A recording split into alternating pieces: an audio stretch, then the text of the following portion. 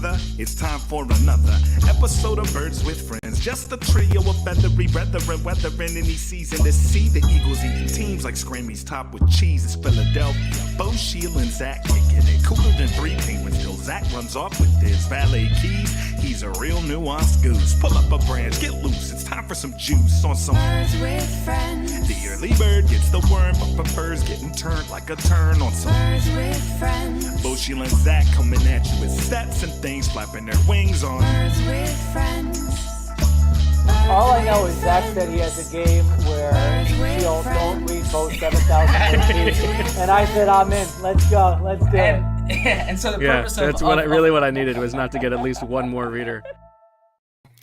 Hello and welcome to a Wednesday night edition of Birds with Friends. I am Sheil Kapadia in the host seat with Bo Wolf joining us from paternity leave. And of course, the Stone Cold Newsman, Zach Berman, is here as well. And thank you to our producer, Kent, who is filling in for Marissa from Fort Worth, Texas, and making the time for this.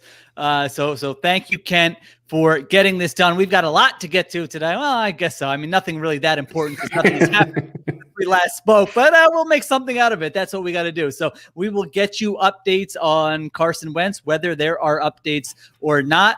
We will talk about some bold predictions from Zach and Bo. They've got a piece coming up on The Athletic with their Eagles bold predictions for the 2021 year. I have not seen these. I have not heard these. So I look forward to hearing about them and then ripping you both for making some terrible predictions. And then, of course, we will end it. I feel like we haven't done a mailbag in a long time. We got a lot of questions, a variety of topics. I was a little bit disappointed. Not a lot of stock market questions for Zach Berman. So feel free to certainly get those in. But let's start off, Zach.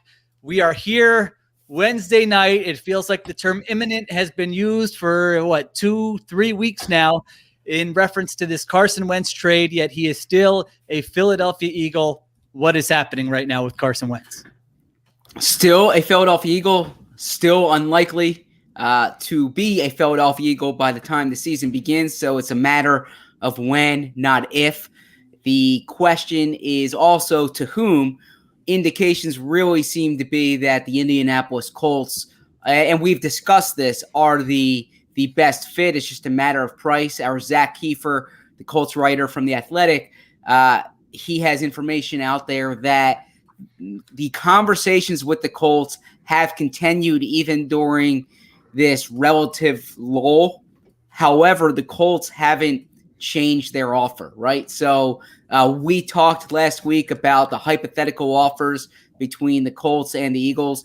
It doesn't seem like Colts general manager Chris Ballard is swayed or moved by the potential of Wentz going elsewhere.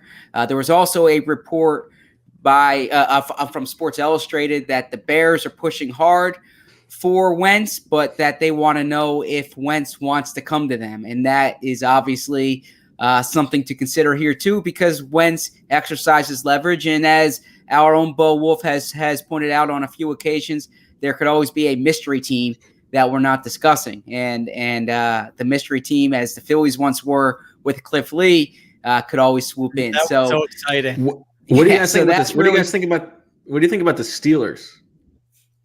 That's an interesting one too. I don't think they can. I don't think they can afford it. I mean, we'll see. I guess you can always figure out a way, right? So but they are. Eagles, my understanding is they are a team like the New Orleans Saints, and I guess to a degree the Eagles, where like the cap situation is real. You know, specifically, I think I heard or saw Joel Corey from CBS Sports writing about it, that the Saints have like the worst cap situation or the biggest cap challenge he's ever seen. And I think he said the Steelers were second on that list. So that would be interesting. You know, our Steelers writers have certainly been, especially Ed Bouchette from The Athletic, a longtime Steelers writer. He's been saying, you love Bouchette.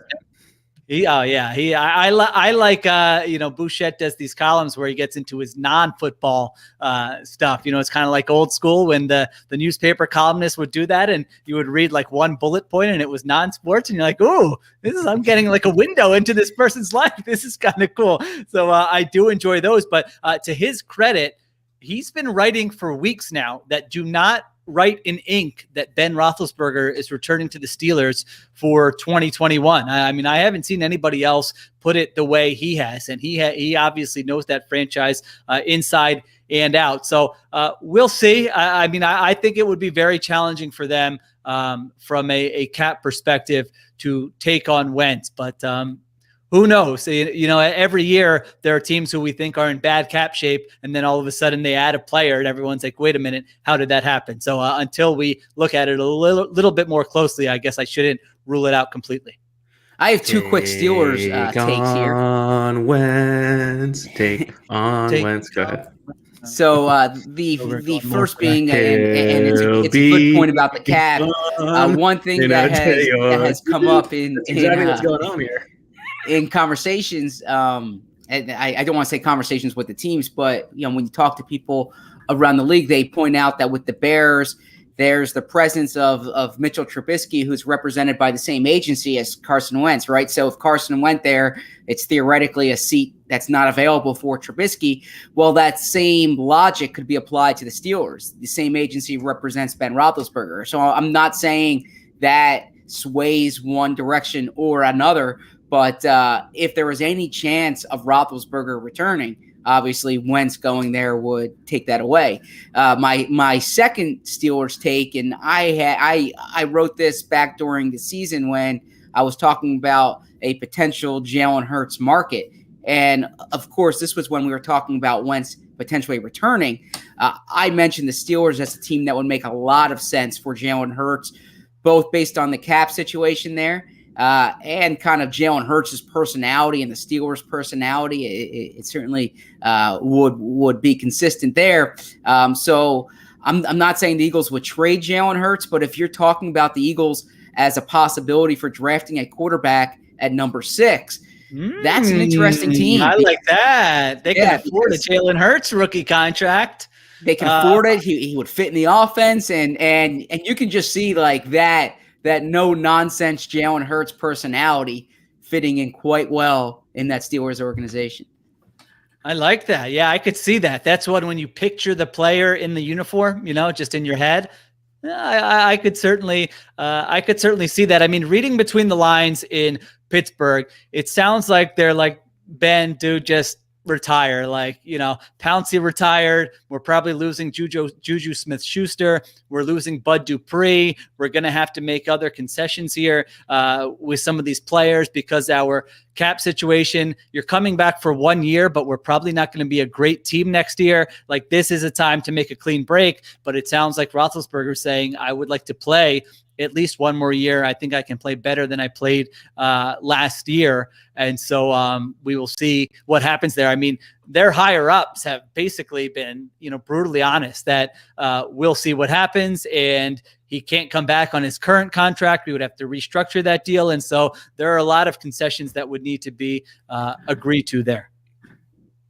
And then I would say on the topic of Bears versus Colts, I think what you tweeted today, Sheil, is fair. And I think we touched on this before, the narrative that's going to happen to Carson Wentz in Philadelphia. Like he's already become sort of public enemy number one in some corners, but it is hard to blame him. Like if you were him, of course you'd rather go to the Colts. Of course you'd rather go play with Frank Reich in a team that is in much better shape and there's much more familiarity. Like this is a playoff-ready team. That, like, of course you would rather do that. So as long as you accept that he wants out, and also it's hard to blame him for wanting out.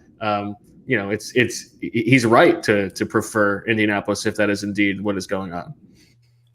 I've never used this word in like the proper context. So tell me, am I using this correctly, Bo or Zach? That Carson Wentz has agency here? Is that used correctly or no?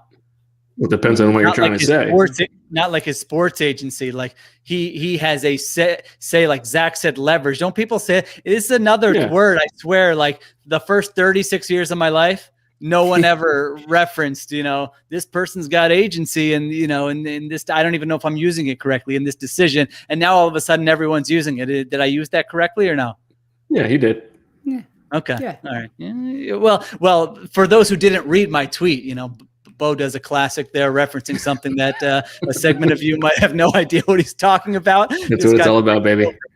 All I tweeted was that, if you're Carson Wentz, and those are your two options, Chicago and Indianapolis, and your career is at a bit of a crossroads here. I mean, these things can end very quickly. I know he's not Blake Bortles, but I was just doing like a free agency quarterback piece for next week. And there was a point where Blake Bortles got a big contract. Blake Bortles was in an AFC championship game, and Blake Bortles was out of the league last year until the Rams came calling. And so if you're Carson Wentz and you just had the season you had and you're 28 years old, now's like the time to make the most of your career and get your career on track. And so it makes complete sense that he would rather go to Indianapolis, where he knows Frank Reich well, where Press Taylor is going to be, where they have a good offensive line, where they have stability. That coach and GM, they're not going anywhere anytime soon. And so that makes sense as the preference. And then you look at Chicago. I mean, they're like the opposite. I mean, they are an unstable franchise. You don't know if Matt Nagy and Ryan Pace are going to be there a year from now. They have not been able to find any answers on offense. They've tried Nick Foles, they've tried Trubisky, they've tried different offensive coordinators, and they've had no answers on offense. They've got question marks with the supporting cast. If Allen Robinson leaves there, it is a really, mediocre to below average supporting cast. The offensive line is not as good as Indianapolis. And so I just basically said Carson Wentz, it's not his concern what the best deal is for the Eagles.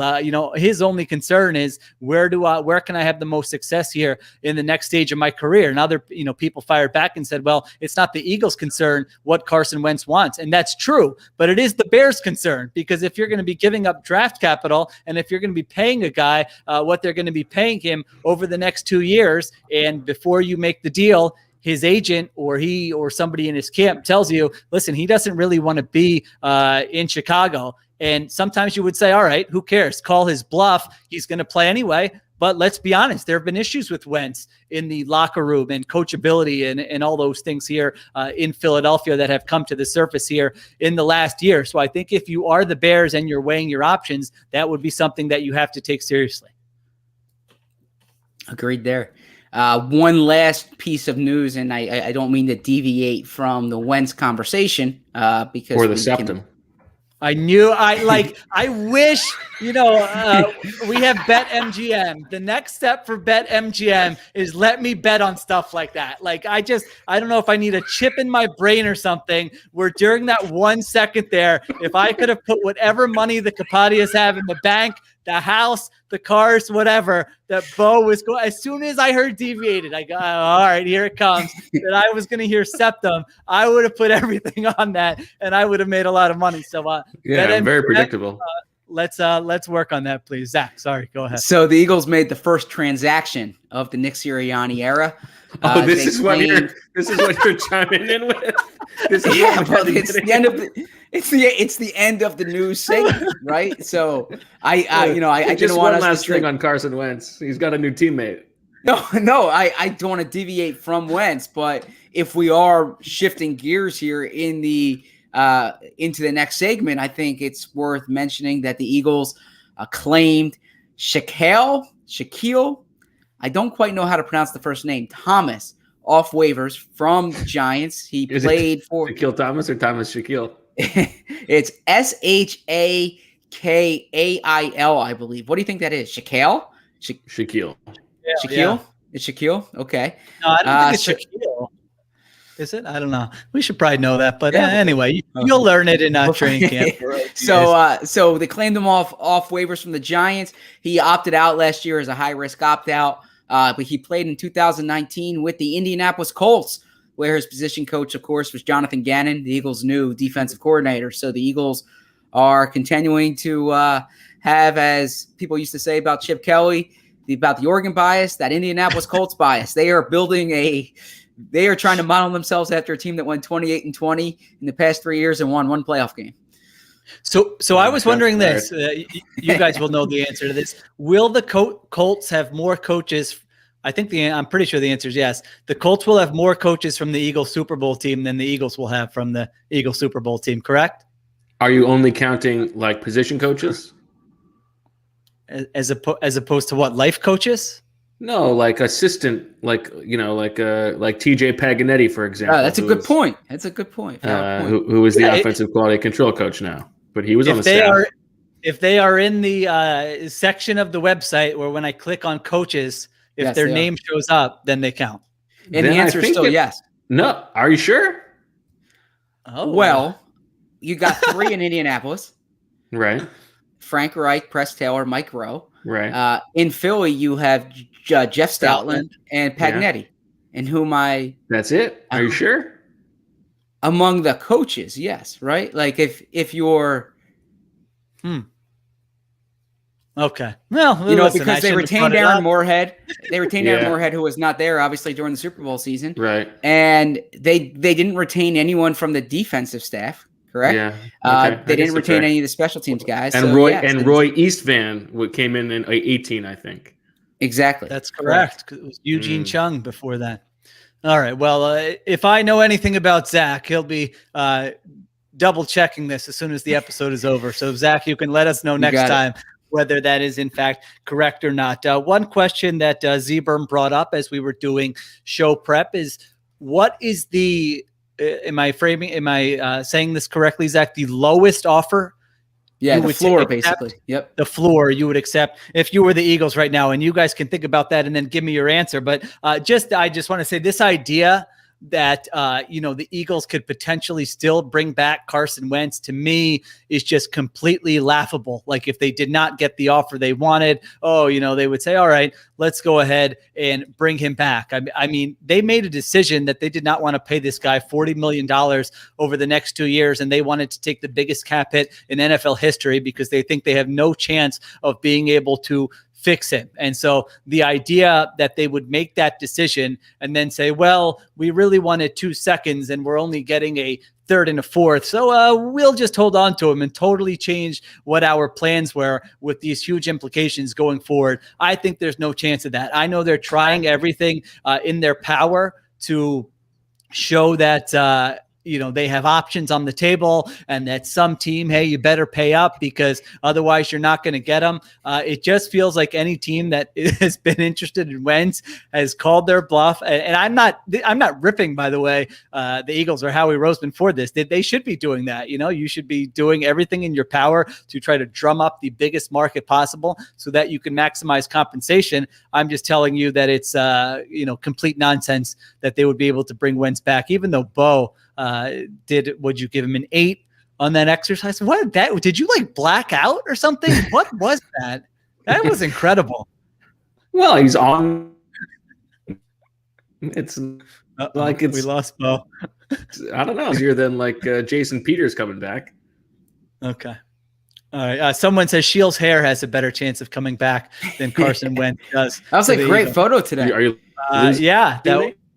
That was a 2000. Yeah, you are going in and out, Bo. Yeah, you're going in and out a little bit, Bo. That was a 2015 headshot. Okay.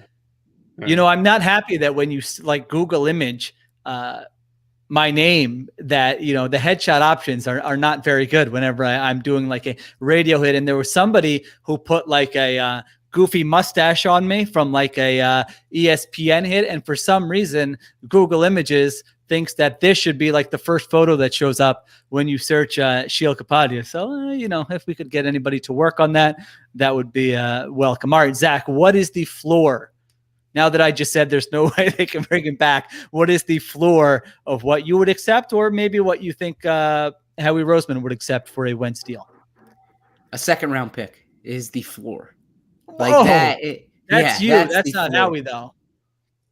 No, that's me. I mean, that's the floor. I still think that Carson's worth a first-round pick. Clearly, I am wrong, because if a first-round pick was out there, I imagine a first-round pick would have been accepted by this point. You're not 100% wrong. We don't know that. I mean, I don't think that's the case, but it wouldn't be the biggest surprise. I just think at this point, right, like what's changing in the unless there's another quarterback who is going to go in the next few days to a team that might be, that might be looking for one. And so then there's not a seat, so if there were fewer quarterbacks available, essentially, perhaps, but I don't see, I don't know what they're holding out for now unless there's a team that's just going to increase their offer. So I would still say a second. I think a quarterback who's 28 years old, who's played at the level that Carson's played at, deserves at least a second. And the last thing I'll say here is there would be, it's not a bit of irony, but just an odd fact here. If Sam Bradford yields that much more for the Eagles than Carson Wentz, I think he will. I mean, it looks that way, right? Yeah. I think, it's what would I take if you are committed to moving on with Carson Wentz, and this is, beyond the point of no return, which it seems to be. Like, what's the floor that I would take to move on with my life? Like a 5th round pick. You can't take that cap hit for a 5th round pick. You have to, though. You're taking the cap. You're taking the cap. You're paying him anyway. At that point, you got to be just like George Costanza, and you come back to work and pretend nothing happened, right? I think that's like there's you don't take a $35 million cap hit, or I'm sorry, $33 million cap hit for a 5th round pick.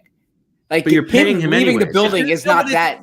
It's a sunk cost. They want to move on from the player. This isn't just about 2021. Jeffrey Lurie was very clear, and this was the one thing that he said that made sense and was truthful, was that 2021 is kind of about charting the course for 2022 and beyond. And so if you keep Carson Wentz, now all of a sudden you have a quarterback who you have $15 million guaranteed to for 2022. You're pushing everything down the road, down the line, down the river. Right. Yeah. But I don't know.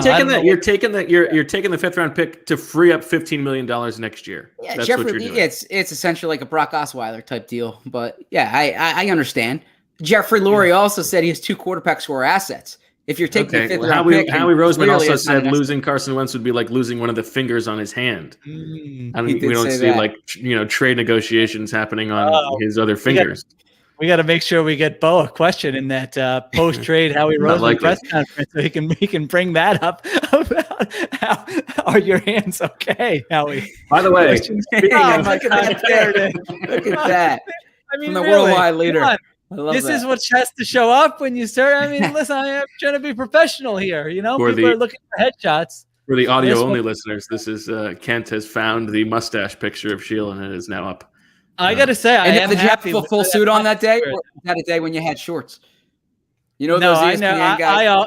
No. I always at the facility, I always wore the full suit. Now, what I did have to do at times was on the back deck there in Kirkland, Washington. They give you your own, they give you kind of an extra iPhone and a tripod, and so you set it up, and you're standing there with a mic, and you're like, you're on TV or online or whatever it is.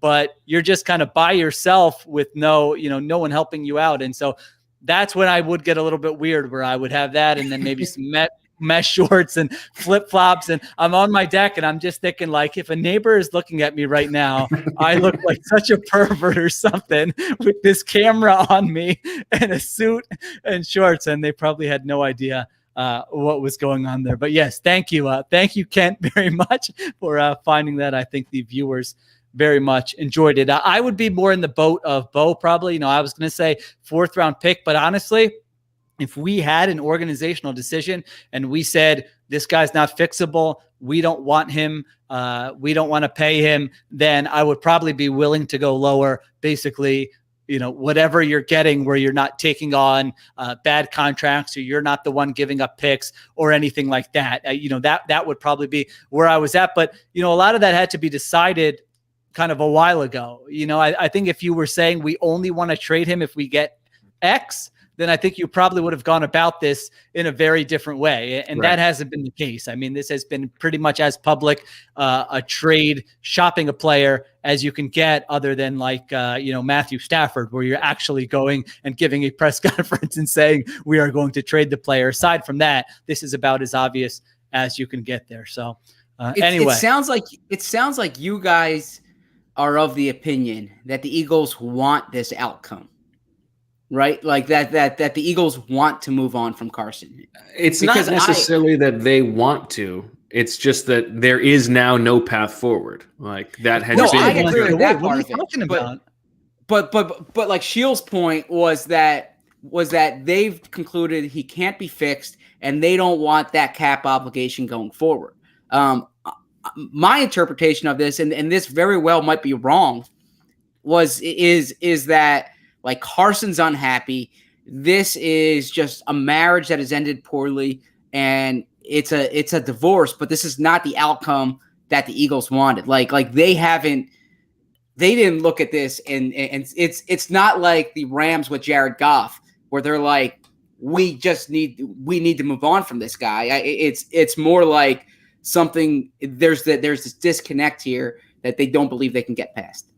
I disagree. I mean, I think I don't disagree that Wentz wants out. I think that's pretty obvious that he would like a fresh start. But I don't think that's the only thing you factor here, because if you're a franchise, you have control over the situation. You could say, I mean, if you believed in him and you believed that you could fix him and that this guy was going to be even a top 10 quarterback for the next 3 years, and you really wanted to make it work, I mean, you're able to do that. I mean, you can say you're under contract, Carson. We've paid you, we signed you to $128 million extension. We've got a new coaching staff coming in. Let's kind of refresh it. The past is the past. Let's move forward together. You're our guy, and we're going to make this work. And that's not the conclusion that they came to for reasons that we've discussed, because there are a lot of reasons why Carson Wentz is not going to be the guy some think he could be, whether it's the accuracy issues or the fumbling or an inability to kind of fix some of those flaws, or we could go on and on about some of the other rumored stuff, but those are kind of the that's the concrete evidence. And so I think they've decided, if they thought he was going to be that guy, they really would have, I think, gone above and beyond to try to make this work and say, we understand how you feel, but sorry, we believe in you and let's go forward. And he really would have had no other choice unless he's willing to sit out games over this. And I don't know that he would be willing to go that far. And I think I think it's somewhere a little bit in the middle. But I think like if they had decided that Carson Wentz was our quarterback at the end of the season and they wanted to move forward with him as the franchise, they would have done what you said they were going to do, Zach, which was come out and say from the beginning of the offseason, Carson Wentz is our starting quarterback, and there's no question about that. By leaving the door open at all, I think they were prepared for this inevitability. And it appears you guys are much more right on this. That's a bad way of phrasing it. You guys are correct on this, and I am the wrong one, because I've been wrong, frankly, for the past month, right? Like I thought when they hired Sirianni, they were going to try to fix Carson. Where I disagree with Sheil is that like the Texans are essentially doing what you said with Deshaun Watson, right? Deshaun Watson doesn't want to be there, and they're saying, we love you. You're our guy. You're our quarterback, right? And, boy, there are some weird things going on there, huh? In Houston? Yeah. I thought you meant it like in I thought you meant it like Zach's background or something, or the comment section. Yeah, did my kid come behind me or something? You did say that weirdly, Bo. It was very like cryptic. There are some weird things going on there, just in the middle of like a Zach. But where is this going to go with Houston? So it's just going to get messier, it seems. And clearly so I figured the Eagles don't want this to get messy. So they concluded, like, for both sides, let's move on. But that might not be the case, and it might be that they've made this evaluation, and it's better to get out now than it's the term sunk cost, like you said, right? You can't worry about the price you paid, you can't worry about the investment you made, because that cost has already been paid. Now you just need to cut your losses. Okay, let me ask you this then. Let's say that Deshaun. Let's say that everything's the same, except basically Carson Wentz played like Deshaun Watson played last year and has had his career and is 26 years old. Do you still think the Eagles would be trading him right now?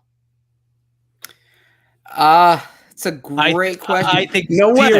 No way. No You say way. no, but like They this would be is going up. His billboard would be his Yeah. face would be on the side of the link, and they would say, "We are all in on Deshaun. We're going to go for. We know he doesn't want to be here, but we're going to do everything to make it work. We signed him to a contract. We understand his frustrations. There would be ways to massage that situation. I mean, Houston to me, you're right. In that Watson is. I mean, there are some similarities, but I do think it's different. I mean, Watson has had pretty well-defined reasons for why he's upset, why he's angry. He made specific requests for what he wanted the team to do as they were starting this new era. They did not do it. They've got a situation where Jack Easterby is getting rid of people left and right. The team is an absolute disaster. There's no stability. He may have an issue with the owner. And so I think that is I think that's a unique situation. I think if the Eagles believed in the quarterback as much as they would have if Wentz had played like Deshaun Watson, then they would not be coming close to doing what they're doing right now with Wentz. And think about this from like the the Jeffrey Lurie perspective, Zach, which I know that you have talked about before, like how much Jeffrey Lurie has talked forever about like the maniacal search for finding a franchise quarterback. That is where everything starts. If he had Deshaun Watson, he would fire everybody he needed to fire to keep Deshaun Watson in the building. I think it tells you what he thinks of Carson Wentz, that he's even willing to entertain the trade because of how much he wants a franchise quarterback for this team. And I think that's what's going to color, the next 3 years of this franchise life cycle. You know what? I hear your point, and this might be a bad counter, but I would also say, like, this is the era of sports that we're in right now. And I know every league is different, but there's a reason why James Harden is on the Nets, and there's a reason why Nolan Arenado is on the Cardinals, and you can go on down the list. And it's something Joe Banner has talked about on Twitter, right? Like the player empowerment era. If Carson Wentz decides, I don't want to be in Philadelphia, if Deshaun Watson decides, I don't want to be in Houston, teams can say, you signed a contract X months ago. In Carson Wentz's case, it's 21 months ago now. And you can exercise that leverage, but the player can say, "Oh, okay, I'm going to make life miserable for you until you trade me."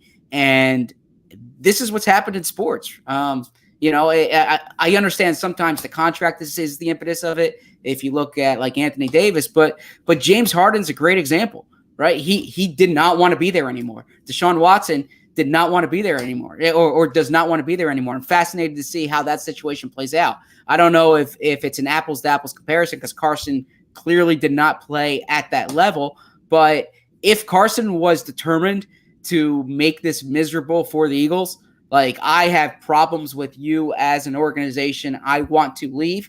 Then maybe they can deduce like we did not want it to reach this point. But if this is what it's gonna be, let's get value for you now. I think players can do that in this situation. I don't think the Eagles were motivated to say, no, we're keeping you because we believe in you. I think if they were motivated, they would have acted in a different way. Okay, and good for the players. Yeah, that's all. All right. I am going to call a bit of an audible here in the host chair. I got to make the most of this. And, we went much longer on segment one than I was anticipating. We got a lot of questions. And so we're going to bag the bold predictions for now. Yeah, read that bad boy.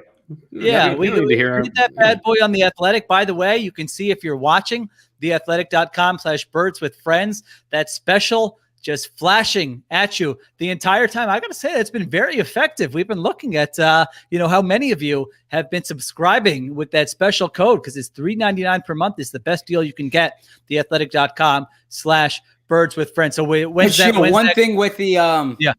thing with the predictions, and I will just bring this up to you.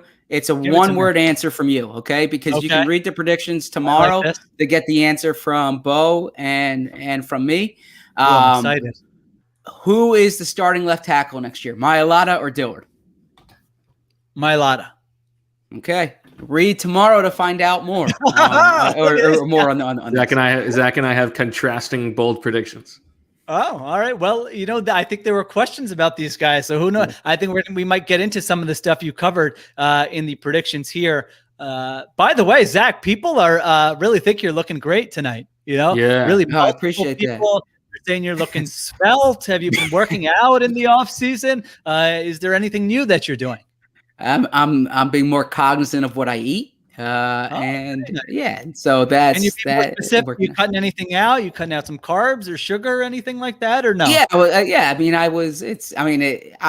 in the past few months, I figured I'm home. I'm eating at home every night, basically. Well, yeah, I'm eating at home every night, and so being smart, just a lot of proteins and veggies and less less that. carbs and sugar, things like that. So. Very nice. I had pizza for dinner tonight, so I am envious of you. Pizza's great. Yeah, I've been trying to slow. I feel like I was on just like a sugar binge for like a 2-month stretch there, and so I'm trying to. The thing is, I'm going to throw my family under the bus. They love the sweets. Everybody's got a sweet tooth, so I can't say to the kids like we're not going to get you a donut because Daddy can't control himself and we'll have to get one and eat one. So, that has been the challenge in the Capadia household. Although I have we know you love a donut. Love a donut. If I like, it will be donut or ice cream. If it's like one sweet for the rest of your life, what are you going with? I think I would probably go ice cream just because I feel like those are available more. What would be your guys? One tasty treat. You got to limit it to one. Ice cream or cookies? I would go ice cream. Yeah, cookie. I was just thinking Cookie's like a good. nice chocolate chip cookie is very. But nice. ice cream's so ice cream you can have that in the summer. Always you can available. Have it If you see a Mr. refreshing, Soft yeah. truck, you're at a sporting event, you can get the Ben and Jerry's delivered. I mean, there's so many ways to obtain the ice cream that I feel like. Plus the ice cream cake. Well, I don't know. That might be separate. I think I would probably go ice cream too. Casey is just like loving ice cream right now. He's just like the giddiest smile on his face. Kids eating ice cream. That's what it's about. I'll say I don't think what I'm eating is podcast fodder, but this is something I think both you guys can agree with.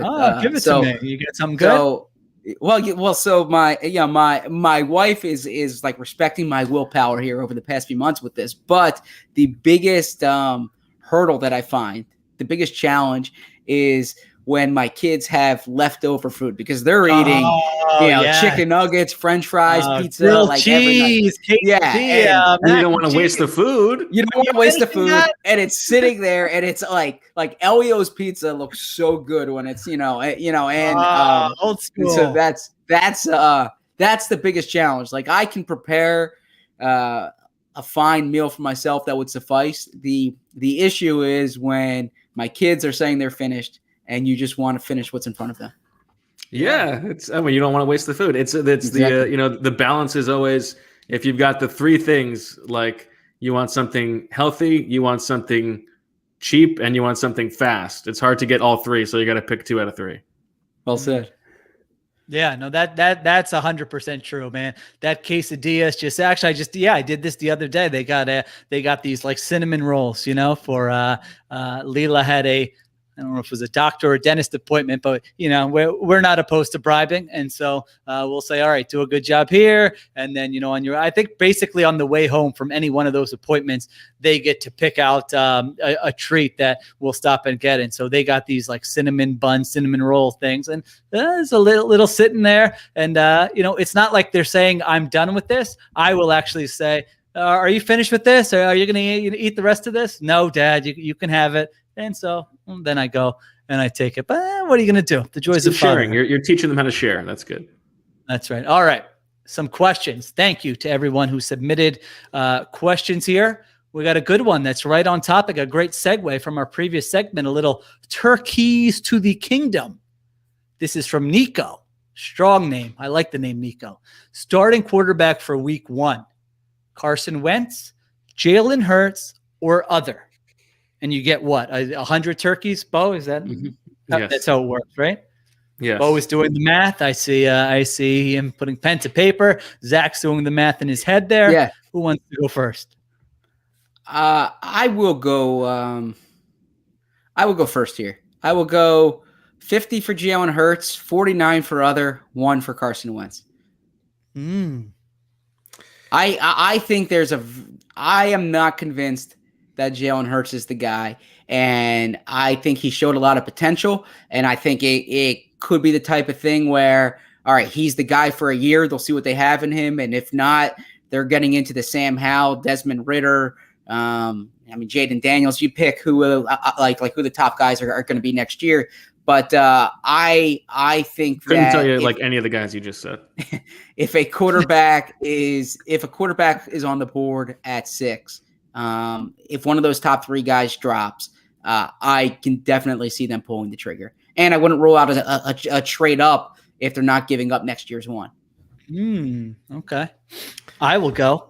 Go ahead. I've got Jalen Hurts at 61, other at 38, and Carson Wentz at 1. So similar to yours, Zach, I would just say I would lean a little bit more towards Hurts over mystery player. Not, I agree with everything you said. I think there's a chance they could take a quarterback at 6. I think they could go in a different direction, but I feel like 61% feels like a good percentage for Hurts' chances at being the starter week 1 at least. I feel pretty strongly that it's going to be Jalen Hurts next year. So I wanted to give Carson Wentz 8 just for Sheil. So he's got 8. 70 for Hurts and 22 for other. And I don't think that's necessarily what I would do. I think they should, definitely be doing the due diligence on these quarterbacks. And if they like one of the quarterbacks, they should absolutely pull the trigger. But I think the way that this whole thing is set up, pointing toward next year when you're going to have cap space, when you can get off of, you can fully turn the page. You give Jalen Hurts 1 year to see what he can do, playing at a low, on a rookie contract. And if he fails, fine, you've got an early pick next year and whatever assets you're getting from the Wentz deal. And if he doesn't fail, great. I think. What if you go 6? What if you go 6-10, 7-9? Yeah, of course. Hurts? That's not great. And then maybe you're hoping. Yeah, that's not great. But you have more of the information to make that evaluation. I think that is what they are going to do. I think they are going to want to fully reset next year. Let's see what Jalen Hurts can do this year. I think they should and if Trey Lance is there and they like Trey Lance, they their evaluation on him is good. Who cares that Carson Wentz went to North Dakota State? You should draft Trey Lance. They care. Right. I don't even think they would do it. I don't think they would do it either. Not that that's the right thing, but as we've said, they've got cauliflower ears, as I like to call them. So yeah, I feel stronger than I would do. I think that they are going to go with Jalen Hurts for a year. Okay. Yeah, I think that's the most likely scenario, and I don't think that's a bad process to take. Is what you just said. Go roll with Hurts. If he stinks, you get a high pick. If he's good, that's a great outcome. The issue would be if he's in the middle, but like you said, then you have more information, and you can also make moves between now and the 2022 draft to try to accumulate assets any way you can to get draft capital if you think you're going to have to make a big move in next year's draft. All right. From Brian, would you give up Dillard as a sweetener in a Carson Wentz deal to get a first-round pick as opposed to a second-round pick? And he points out that that would help the Colts, who lost Anthony Costanzo to retirement, their left tackle, which we've talked about. And he says the Bears need offensive line help, which is also true. He said, or is that giving up too soon on Dillard and putting too much faith in Jordan Mailata? I would absolutely do that. I would have done that yesterday if it was offered. Yes, so would I. And I was going to say a sneak peek into what I wrote. I'm surprised by that answer, actually. Yeah. No, I would rather Jordan Mailata at left tackle than Andre Dillard. I think he's younger. For the time being, he's less money, and he has more potential. And frankly, he might be better right now. That being said, the Eagles have made an investment in Andre Dillard, 3 draft picks in 2019. And I understand the concept of a sunk cost here, but I don't think Andre Dillard will be a backup tackle on the Eagles, right? Like, I don't think he's your swing tackle. I think if Andre Dillard is on the Eagles, I think exactly. So I think if Andre Dillard is on the team, he is your left tackle. If he is not going to be your left tackle, then they should trade him. And I think it makes a lot of sense to trade him now, before the draft, before free agency, before some of these seats are filled, before Orlando Brown is traded or whatever it may be. Because we discussed this back in the summer, and Sheil made a good point that, like, he's under contract. He makes sense for you as a reserve, just based on probably what you can get for him. That being said, I think that if he's not your starter, trade him right now. I agree with that. I think now is the time to trade him, because you can also sell it. Like, now is the time where you can sell it as, we found Jordan Mailata, we hit on this lottery ticket that we didn't expect to hit on. So that makes Dillard superfluous for us. It's why we're willing to trade him. We're not just giving up on this guy. And there's not enough tape on him because he got hurt last year that other teams can't decide that they don't like him either. They're still going off of their own pre-draft evaluations. I think that I totally agree. Now is the time to do it.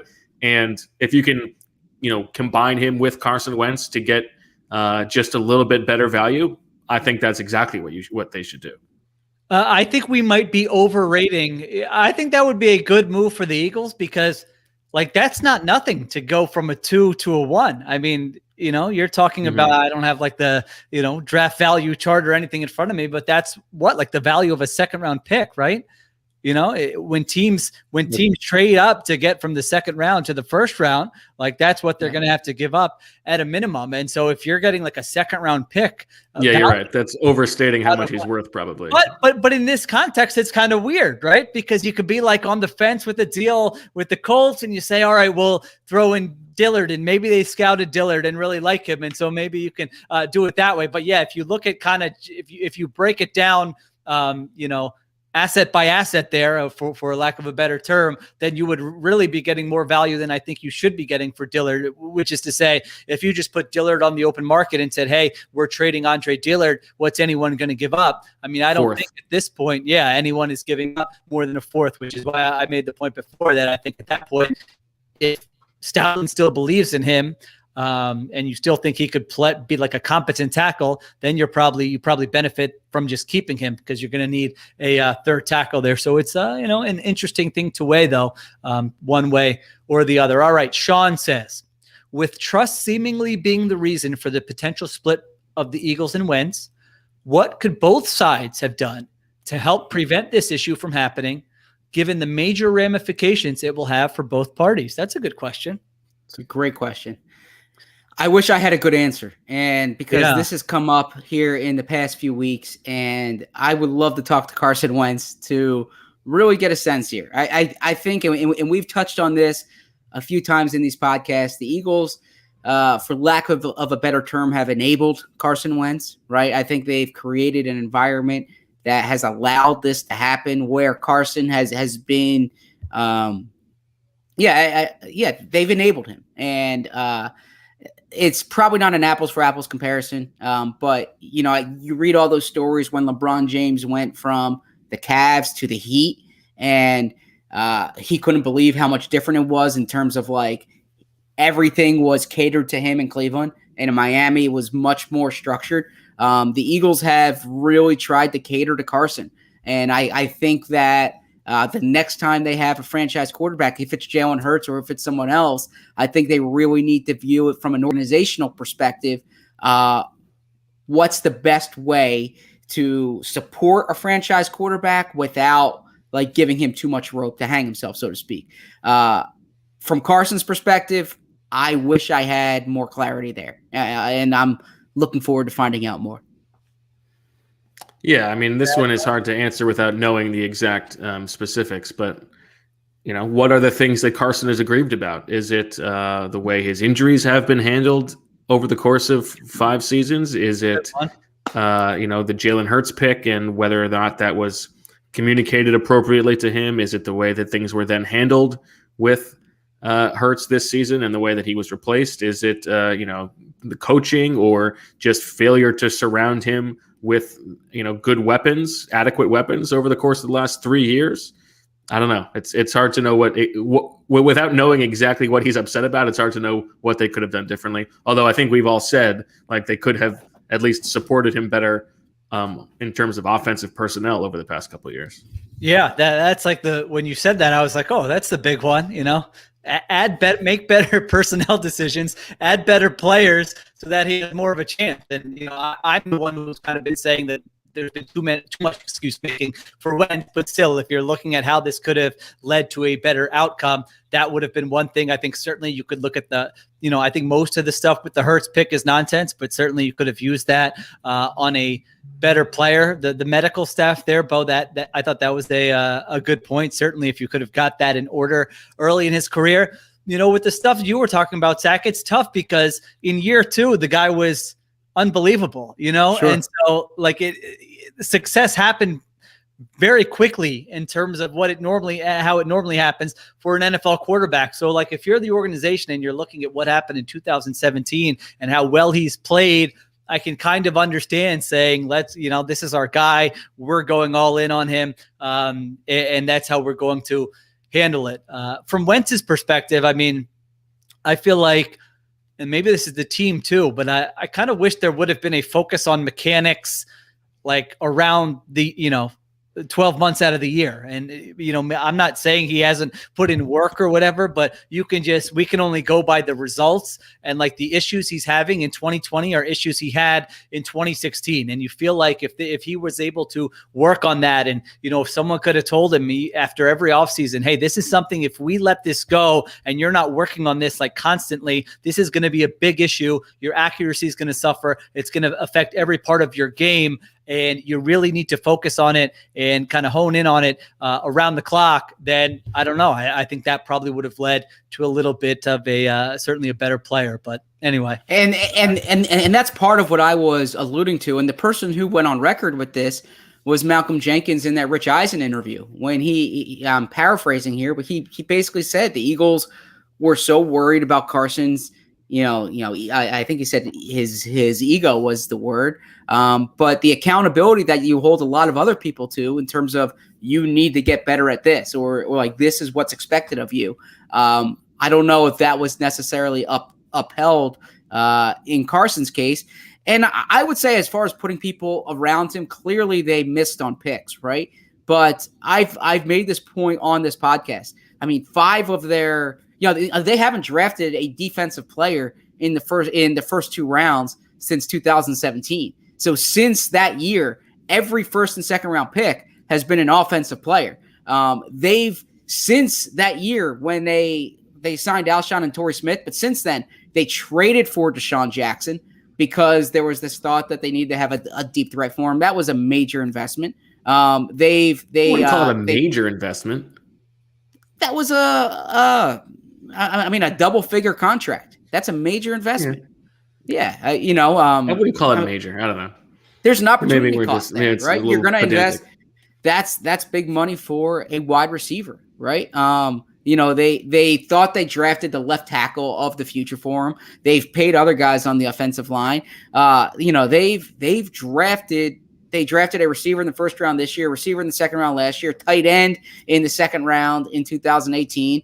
If I'm the Eagles, I'm saying to Carson, all we've done is tried to put people around you. I know they haven't developed. Although they screwed, it wasn't that their resource allocation was bad. It was that the players they chose. Although there are times when the resource allocation also was bad. Oh, that's right. Oh, don't you have to tell me about that? Yeah, we talked about last year not signing a wide receiver before the draft. Painted them into a tough corner. But yeah, you can't go to Carson and say, well, listen, we took J.J. Arcega-Whiteside. Why are you so upset?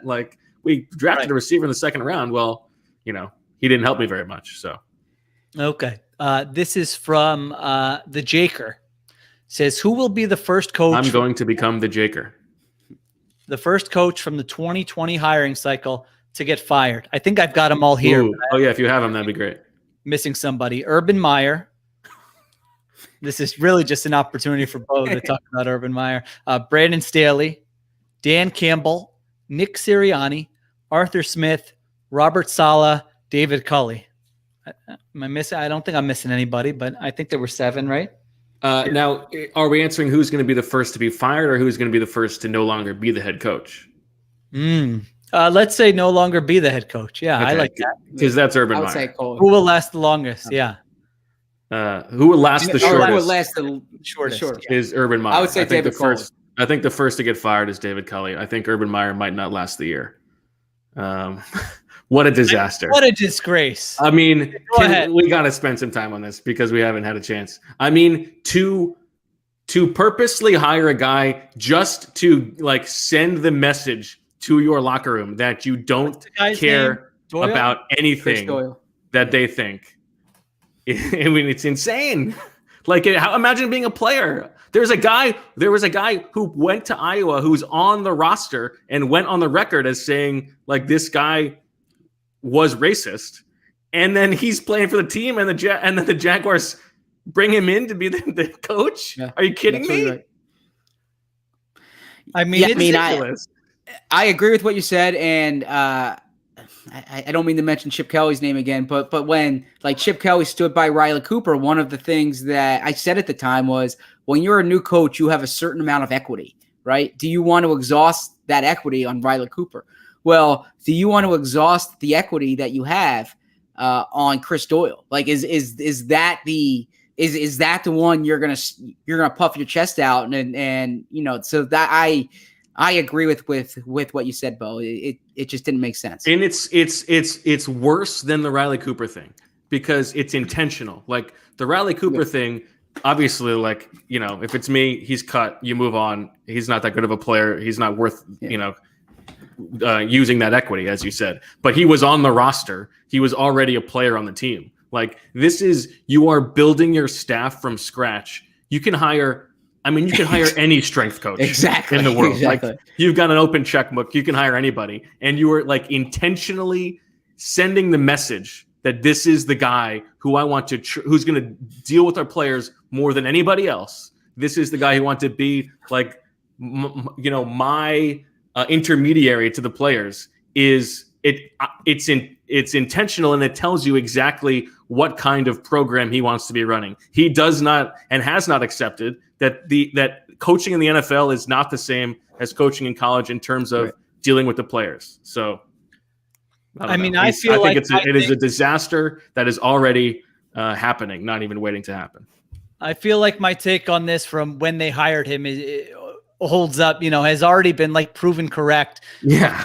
When I said, don't screw this up. I mean, really, you have 2 first-round picks. You have the most cap space in the NFL. You're getting Trevor Lawrence. This is the kind of job where you should be able to come in and don't screw it up. Just go hire a coach who at least has a high floor, a GM that has a high floor, and they instead choose to go all in with Urban Meyer. I mean, it was, 9 months ago where the guy, Chris Doyle, is let go from Iowa because of the mistreatment of black players. And like you said, you have every option.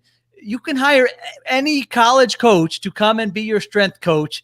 And instead you decide to pick this guy. And you say you've known him for 20 years. I mean, it is so ridiculous. I mean, the players, this isn't like one anonymous report. I mean, players were teeing off on this guy on the record, and that's why he had to exit there from Iowa. And you decide that his value, because you've known him, quote unquote, even though you've never been on the same staff as him, I believe, right, for 20 years. Because you've known him, that you're going to make him your strength coach. I mean, that was just, and you thought that it would be like no big deal and everyone would be like, okay, that's cool. I mean, you haven't even met your players yet. Like, you couldn't even make it to the first day of free agency before being embroiled in controversy like this. So, I will go with Urban Meyer for this one. Well, I mean, it's not even like a soft landing for the guy. Like, you're bringing him in as like a consultant or something like that. It's just, here, you're in charge again.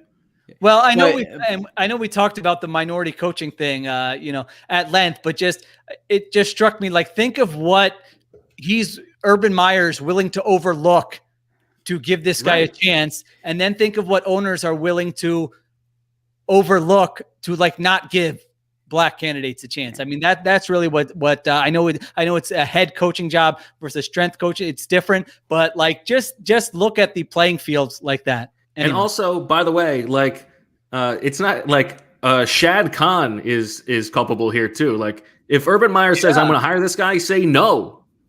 Well, I mean, they've been a train wreck of a franchise. Yeah. I mean, they can't win more than 6 games. You luck into 7 wins in the NFL with the way the draft is set up. And this was like your opportunity for this huge reset. And this is the direction you went in. I mean, I would be shocked if he had success there. Well, that being said, my answer to the question is David Coley, because he's a 65 already the coach in waiting. Well, because Easterby's probably already looking to replace him coach, with, like, you know, Philly Jesus. Yeah, but he's a 65-year-old coach taking over a team that I don't know what direction they're going. They've been unstable. They have people going in and out. That's probably the one who is on the worst footing, so to speak. Can I say the one thing in my life right now that pops into my head every day and makes me laugh, and I swear this happens once every day, is that Jack Easterby like stand-up routine. It's so good. Once a day, I'm sitting there and I'm thinking of him going, "I'm in California," and you're like, "What's up, dude?" And I'm just like, at first, I'm like, why is this in my head? And then I just am dying to myself, like, what the hell is going on there? So Eagles fans, it could always be worse. Every time I'm like, you know, it must be so hard to get into a position to run an NFL football team. And then you see that and you're like, how hard is it to get into a position to run an NFL? And by the way, this is the thing. Well, it is hard to get into the position. Yeah. It's not the best and the brightest. I mean, this is like the biggest eye opener from when I feel like you start covering the league, where before you do, you're thinking, all right, there's only 32. This is $1 billion industry. These are highly coveted, highly competitive jobs. And then you like interview people in positions of power and you go, you know, that wasn't exactly the most impressive guy I've ever heard. Some of them are, but I would say the majority, you're like, all right, you know, let me do some digging on how that person got that job. What worries me about the Easterby clip is that like what's left out. Like what are the cities that he was talking about that didn't make it in? Like I think there could be some even worse stuff in there. That's all I'm saying. That was unbelievable. All right. But Scott, who do you think is going to, if you, water gun to your head, who do you think, which coach lasts the longest? Oh, good question. I'm I know who you're going to say, Zach. Yeah. What, Arthur Smith? No, Brendan Staley has a chance. Arthur Smith is like, wants to keep a guy for a while. So I think that's a fair bet. Arthur Blank. Yeah. Yeah. I was like, what? Yeah, I think those, but that's a good question. I think so. I would say Smith or Staley, only because I mean I don't know if Staley's going to be good, but yeah, I think the floor for that team is probably going to be pretty high, and given their like history, if they're winning 10 games and making it to the divisional round, I think they're probably going to be hesitant to say, let's move in a different direction to get over the hump until it really reaches that point. And Arthur Smith, I think he could have success in the short term. You know, I was looking at that for my power rankings piece. I was looking at the Falcons, and they were 1-8 in one-score games last year. They're bringing back Bo's boy Calvin Ridley to go along with Julio Jones. Never had a winning season in his career.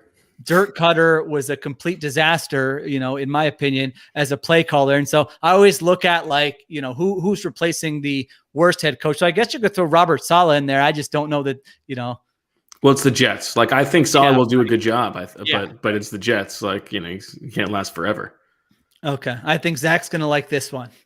This from Scott. A peck nest migrate for off-season trips for an NFL reporter in a normal year. The Senior Bowl in Mobile, Alabama, which is early in the calendar of January. The NFL Combine in Indianapolis, although is that officially being moved, or it could be moved? I forget. It could be moved in the future, but yeah. It could be moved, but not yet. That's in February. Los Angeles. Yeah. We had a great time there last year at this time. And then the owners meetings, which is, generally at some kind of swanky resort in Florida or Arizona. And, that one is very nice and relaxing. The only downgrade to that one is that, it is a coach's breakfast. And so, if you mind being up early, I find that event to be a lot of fun, but it's not like you're, you do have to be there early in the morning. So that could affect some people. Yeah. So I can jump in here unless you want to go first, Bo or Sheil. Go ahead. Okay. So I am definitely nesting the owners meetings. It's an event from a coverage perspective. You have that hour with the coach, and there's more substantive stuff to discuss because free agency has already passed at that point. So they already have a sense of their roster. It's a relaxed setting. You're talking to the owner there. You have access to really the big decision makers with the organization, GM, coach, owner. And like Sheil said, it's usually a warm weather place. It's a relaxed environment for the coaches, the GMs, and the owners. So you're able to have more human interaction with them than at some of the other events. It's confined over 3 days. So I find myself much more efficient there than something that drags on. I will peck the combine. Love the combine, really enjoy it. But from a coverage perspective, it's a weird time. It's really good chance to meet people. But there's also, there's so many people there. I am migrating the Senior Bowl, which I also really enjoy, and that's a great chance to meet people in a more laid back environment. But of the three, I would definitely prefer the other two. I am migrating the combine. I've never been to a owners meeting, so I'm going to peck that bad boy. Really? And then I'm nesting the Senior Bowl. I like to get my eyes on the players. That's like the only off-season opportunity to do that. Classic football guy. Yeah. That I'm a football guy. I want to see these guys in person. I want to see the way the ball comes out of their hand. I want to see, when the guys are coming off the bus, who jumps out to you. That's what I want to see. How do they wear the pads? How do they move? So Senior Bowl, definitely for me. That's like one of my favorite parts of the offseason. And, I don't like, we've talked about, I don't like the forced glad handing. I'm just not good at it. The mingling. So if it has to be taken away from me at the combine, that's fine. I found you much better than you give yourself credit for. Ken, you mingled with us last year at the combine. I already know you guys. Ted Wynn. All right. I think I would probably go with Zach's, although I don't know. Maybe it's just because I haven't been anywhere in a long time. I'm kind of like, the combine right now would be pretty fun. Don't get me wrong. I'd love to go to the combine right now. Yeah. Okay. This is from Ski Bro. The combine was also like the last thing that any of us did before the pandemic started. So it still feels to me like the combine was last week because that was the last thing before the world ended. Ski Bro asks, is it reasonable to think that Justin Jefferson would have outperformed what Rager did this past year if the Eagles drafted him? I personally think that Jefferson would have been marginally better in this offense and with the coaching staff around. Yeah, I think that's. What do you think? How many yards would Justin Jefferson have had with the Eagles if he was on the team last year? 950. I think the better way to frame it is how many yards would Jalen Rager have had with the Vikings? And I think the answer to that is like 600. I don't know if he stayed healthy. Yeah, I mean, not to. I think it's crazy to take any credit away from Justin Jefferson. Anyway, go ahead. Yeah, not to knock Sheil here, because Sheil is right on so many things. Knock away, baby. No, but Bo and I both thought before the draft that Jefferson was the better player, right? So I think that Jefferson is a better player than Jalen Rager. I don't think it's because Sheil's not as much of a football guy. He doesn't want to see these guys on the field like I do. No, I he doesn't have it in his blood. I understood. I Sheil's didn't get point to then go to about the the Senior explosiveness. Bowl. That's why. If I would have, I would have had those rankings nailed. But Jefferson is. I mean, Jefferson is who he was at LSU. It's not like he was in this amazing system that accentuated his ability, right? He's just a really good receiver, and I think he's a better player than Jalen Reagor. That's why he produced. But yeah, I mean, it's also fair to say that in the terrible Eagles offense last year, he wouldn't have had 1,400 yards. Jake F wants to know, how does the beat writer sports radio relationship develop? He says he noticed that Zach is typically on one station while Bo and Sheil are on the other. Is it just a relationship with station management, or does the Athletic decide and diversify? The Athletic does not decide or diversify, or at least not in my case. Maybe with the national writers they do. But I'm kidding. No, my thing is anyone in the Philly market who texts me, I say yes. Really? Yeah, without a doubt. So that I don't discern one station from the other. If you text and if you're listening, if you have a podcast in the Philly, like I'll say yes to anything. If it's like, I'm serious. If it's like if the Edmonton radio station is texting me out of the blue sometimes, it has to be a situation where like I am free. I'm not with the kids, or I'm not like working at that point. I'd be happy to jump on. I try to be agreeable, but in Philly, I think it's part of our responsibility to be out there. And if I have an expectation that people say yes when I try to interview them, I think I owe the same respect there. That's interesting. So if it's all right, so I get the Philly one, but if it's a station, anywhere around the country, you try to say yes to those as much as possible, unless you have a prior obligation. Is that right? Yes, exactly. But Philly, I'll always say yes. Like I'll move stuff around unless like there's an interview or something. Wow, Bo. Yeah. To me, money talks. If you'll meet my price of $100 a minute to be on the radio, then I'll talk to anybody. No, I am not too far off from Zach. I'll say yes to almost everything. I'm going to start sending some of mine. As long as I'm free. Flex there. I mean, with some discerning taste, but yeah, as long as it's not a conflict, I actually feel similar to Zach that like I call random people all the time. It's not really a big deal to take 10 minutes. Also, I'll just point this out real quick. I vividly remember being at WAER radio in Syracuse, which is like a small station, and I'm working there trying to get experience, and I'm emailing. Wright. Yeah, with Nick Wright and Danny Parkins and a lot of real good people. And I remember emailing all these different people for interviews, and I can tell you, like by name, everyone who said yes and everyone who didn't respond. Okay, let's hear it. So, well, I don't want to dime them out here, but no, you said you could do it. Now you got to prove it. Like, yeah, I mean, Tyler Kepner said yes. Dana O'Neill said yes.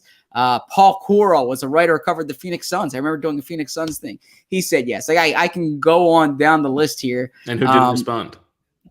I don't want to get into that. But like the thing that bothers me the most about myself is if someone emails you and maybe like you were in the car and you forget to respond and the person emails you back a second time. Like I get so furious at myself because like it's one thing if you can't do something, it's another thing if you don't respond. So if you're out there and I haven't responded to you, email me right now at zberman@theathletic.com and I will definitely respond. I agree with the respond angle there. I actually have many emails out there just hanging that I've sent this week. People, come on, get back to me. I'm waiting. But sometimes it does take a long time, but eventually I feel like over 90% of the time I will always respond. However, I do not do as many as you guys do. Big whiff out of you. Because you get so many offers. You're such a national guy. I don't possibly have all the time. I get the same amount of offers, but I don't. I just say no. I say, I can't make it now. I did when I moved back to Philadelphia. have an agreement with WIP that has been many years now since 2017. So during the season, I have those 2 hits that I do every week, and then it's the off season. It's kind of whoever calls, but it's tough with some of the other markets. I feel like, if it is there's no way to say this without, you're taking a whiff. But if it's from like some small town in Arkansas and you're planning out your day and I've got my kids at this time and I've got to get this written by this time, then sometimes I'm like, I know it's only a 15-minute hit, but like 5 minutes before I got to be ready. Sometimes they're a little bit late. And so sometimes I will, just say, no, thanks. Sometimes I'll use that WIP agreement and say I have an agreement with another station, and so I can't do it. And other times I will just do it. It really depends, I think, on what kind of mood I'm in. And then also I feel like the second time they call is interesting, because if sometimes you'll do the one hit and it'll go really well and you like the host and there's a nice chemistry and you'll say, all right, when they call again, I'll do that. And there's other times where you're like, all right, they mispronounced my name. They're asking me terrible questions. They kept me for 25 minutes. I'm never doing this one again. So anyway, one other thing I would say that I think Zach would probably agree with, if it's like they're reaching out because they read something specific that I wrote, then I'll do it. But if it's more just like we need somebody to talk about the Eagles generally, then I'll be a little bit more picky. Oh, I agree with you there. Actually, there was a time in the media room back when we used to go into work, when like 4 people, all their phones buzzed like at the same time. The same producer was just funny. Going down the list, and that was when I was happy to say no to, because then it's like you're basically just looking for someone to fill your time, right? You're not actually interested in what I have to say. Actually, you know what flex I've been pulling recently is this to that point. I will say, if I'm saying yes, I'll say yes. And if it's about a specific thing, I'll say, would appreciate, any promotion you guys can give my piece on your social media channels, and so like I was on with like the Bills, radio station today. And so I asked for that and they did it. And, they might say yes and not do it. If they do that, then I probably won't go on the next time because, you do want to promote the company that actually gives you, paychecks, and as I tell my daughters, puts the roof over our house. Anyway, although in 2021 here, when I said that in 2021 here, if you're asking someone to come on a podcast or coming on a radio thing, you need to clarify now if it's a video thing, because that's become a recent pet peeve of mine when like it's a Zoom thing and they expect you to come on video and you're not ready for the video component.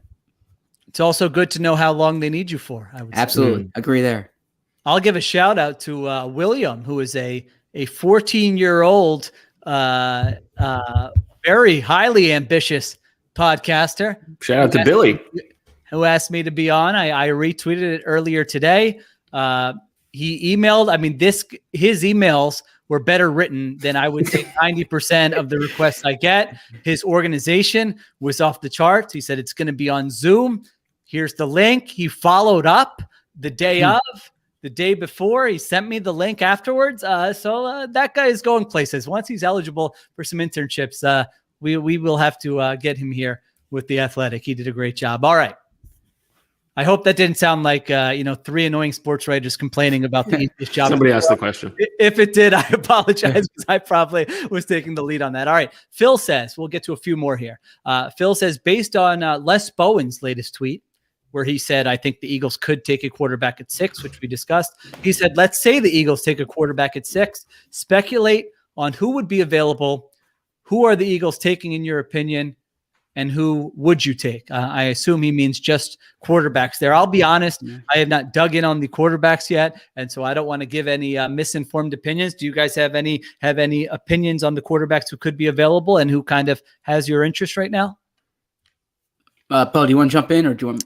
Yeah, I haven't done as much work as I would like to answer the question. Although I can tell you that Zach Wilson is a hard no for me, and I would say my predilection is probably towards Lance over Justin Fields, but I want to, because I got to see him in person when he was a true freshman. Sure. So I'm a big. Go ahead.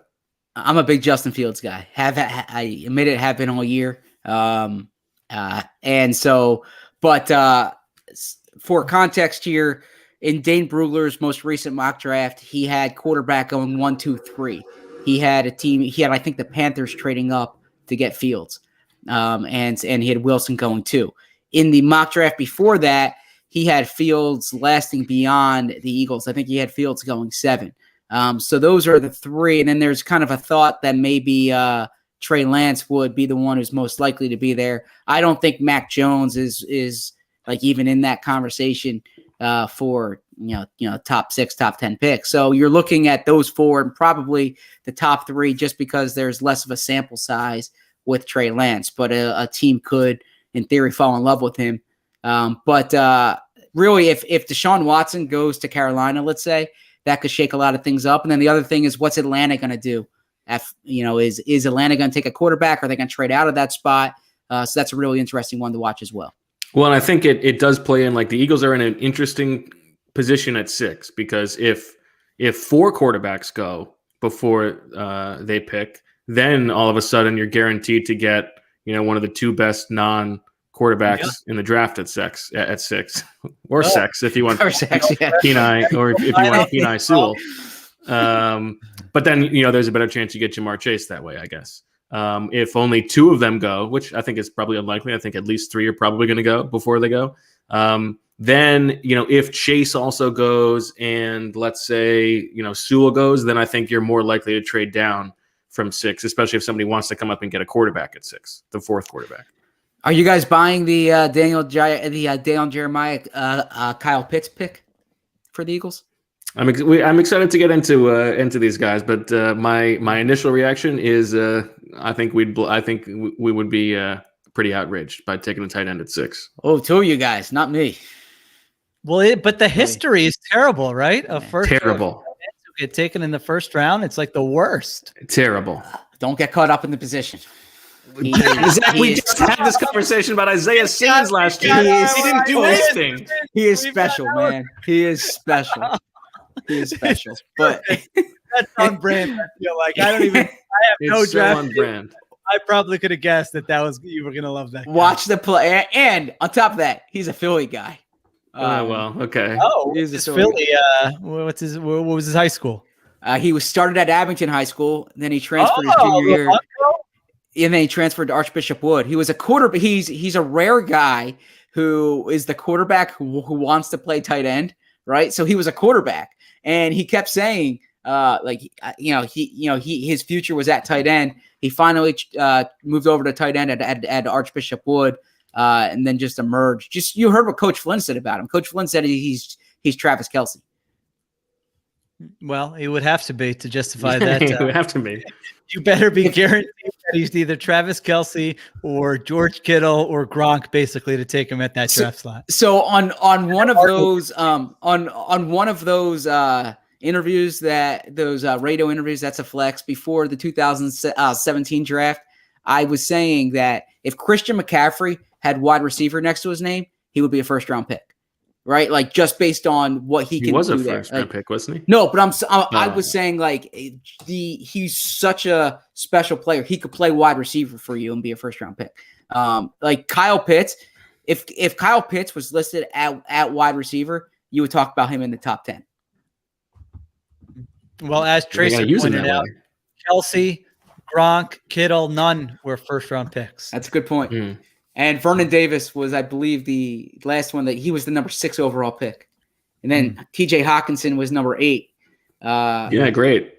Yeah. So those were the only guys who were in single digits and that like I get since Kellen Winslow, basically. I have a draft take on one of his teammates. Okay. Kwity Paye. Can't tell you anything about the player, but I can tell you that every time I see his name in a mock draft, I think to myself, Kwity Paye in the tune of Shimmy Shimmy Ya. Wait, one of who's huh? He's a Michigan guy, Kwity Paye. Oh, he is? Yeah. Tells you how little I know. But a great name. You're right. Yes. Who am I thinking? Oh, I guess I'm thinking. Yeah. Oh my gosh, that's upsetting. All right, we will get to 2 more here, and then we will call it. Sorry, everyone.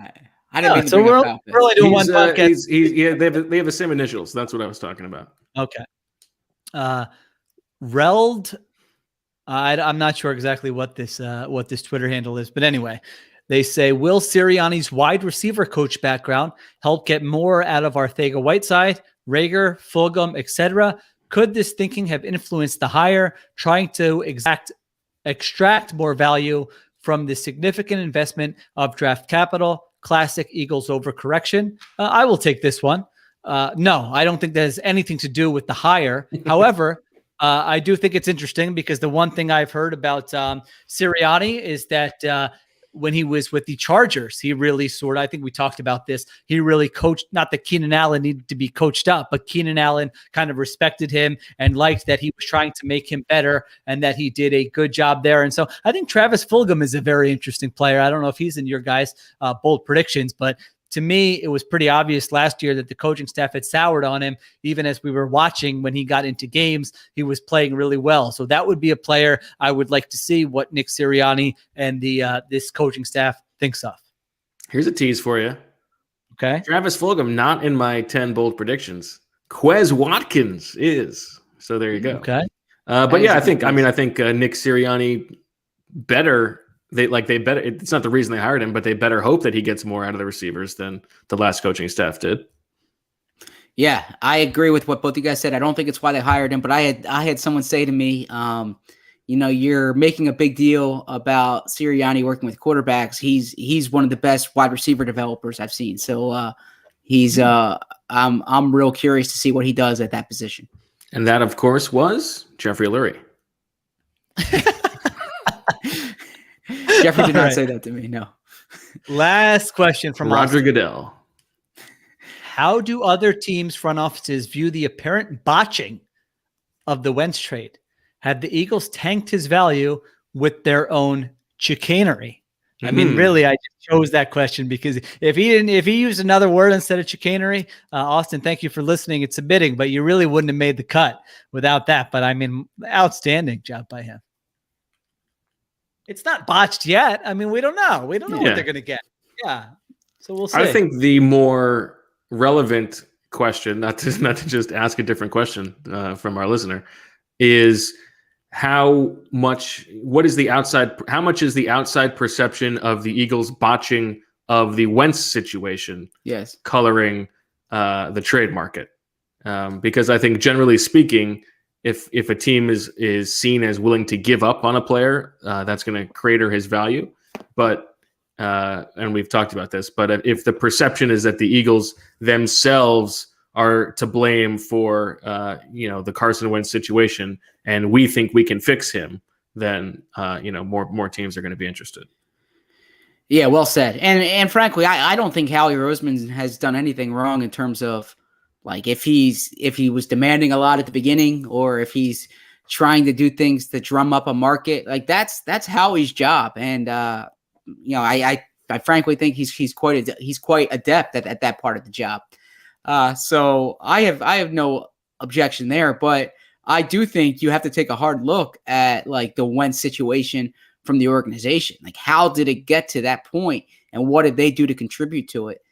Because when you exhaust 5 picks and spend $128 million on a player, and then you're trading him after 5 seasons, like that's bad. And so I think more there's a look at how it got to that point.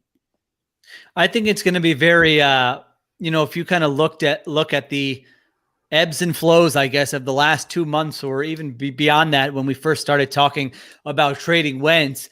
And I feel like, right after the season, if there were conversations about trading Wentz, I don't think anyone would, I think a lot of people would not have thought that a first-round pick was even possible, given how poorly he had played and that he had gotten benched. And so, like, if they end up getting a second and a third round pick, to me, that, unless we find out they could have had a first rounder and they screwed it up, whatever. But like, if the final thing is a second and a third round pick, to me, if you would have told me that a month ago, I would have said, Howie Roseman probably did a pretty good job, because I think that would be hard to get. But then there was the Stafford deal, which clouds it. And then there are these, I don't know if they're leaks coming from the Eagles or what. They certainly could be that, Eagles are looking for a Matthew Stafford type deal. And, they're not just going to give this guy away. And so you play that game, but then it kind of gets people's expectations up that you're going to get that.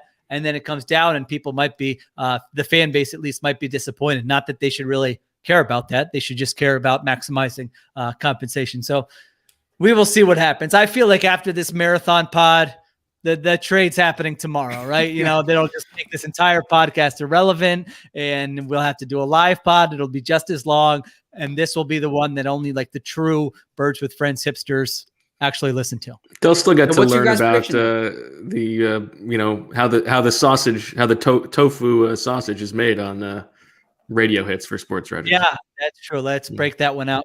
Well, what do podcasters say? Break that one out for social? Isn't that a thing that some people say? Yeah, I don't know that it's more of a social. Yeah, that's like what the social director says. Please don't. And another classic lesson that Sheil gets to learn. It's not so easy to keep these bad boys short. No, I didn't try to keep this one short. I mean, I cut out a middle. If it were you, you would have kept the middle segment. I don't think so. This would be hour 2 or 3 right now. So I think I did a fantastic job. All right. Any closing remarks from you guys? Zach wanted our prediction. Yeah, what's your prediction? For what? When it happens? No, not when, because we're all over the place there already. I'm saying Colts, and I'm saying Eagles get 21, but they give something else in the deal. They give up Wentz and something else. Second. Okay, so that was my bold prediction on The Athletic. Yeah, so I can't change from that one. So I had the Eagles getting 21, giving up 37 and Wentz, and also getting a conditional 2022 third that turns into a second if Wentz plays a certain amount of snaps or achieves certain yardage, whatever you want to say. I mean, I want just to zag when you guys zig. I want to pick not the Colts, but how about Wentz, Ertz, and Dillard to the Colts, and maybe another mid-round pick for 21. Okay, so you get 21 and a mid-round pick for those 3 players. No.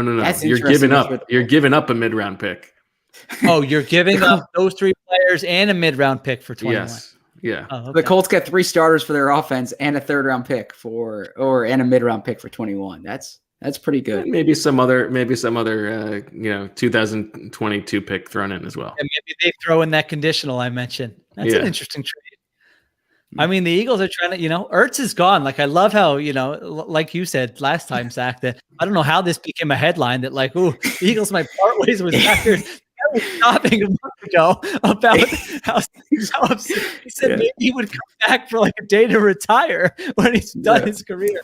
And all of a sudden that was. I mean, you should just do that. You should do that for all the moves that they have to do. Like, I'm hearing the Eagles are going to move on from Malik Jackson and Alshon Jeffrey. And Eagles ready to move on from Deshaun Jackson. A source tells me that the Eagles are going to looking at restructuring Fletcher Cox's deal.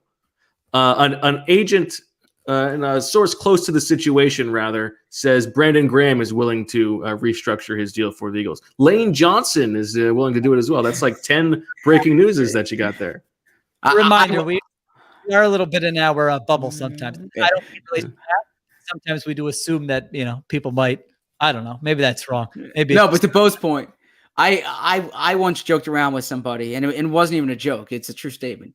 If you take it, if you look at one of your articles and you just take a sentence, but then you put sources said at the end of it, like people would eat it up so much more. Like if you wrote, this could be the last game that Deshaun Jackson plays in an Eagles uniform, or this could be the last game that Deshaun Jackson plays in an Eagles uniform. According to a league source. Then all of a sudden it's like leading Pro Football Talk. You know what I mean? So. Have done that. Yeah. Source offers 10 bold predictions on the 2021. Exactly. Yeah. That's the other things I'm hearing around the league. Yes, exactly. Okay. All right. Well, Thank you to everyone who hung in for an hour and 34 minutes. Sorry to Kent, who had to produce this for an hour and 34 minutes. Marissa, I think we'll be back next week. And we leave those ratings, reviews, all those different types of things. Now's a good time to get those in. And we'll talk to you either when Carson Wentz gets traded or next week. Love you.